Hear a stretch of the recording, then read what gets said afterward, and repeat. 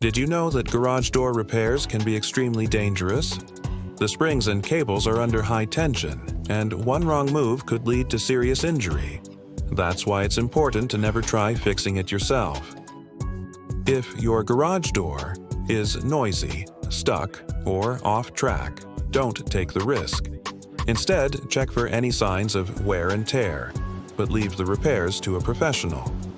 Experienced technicians have the right tools and knowledge to handle it safely and effectively. Your safety matters. Don't take chances with your garage door. Call a professional today.